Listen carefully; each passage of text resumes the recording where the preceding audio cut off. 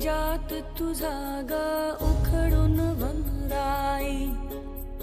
अपराध किती झाले पण आता शरण तुला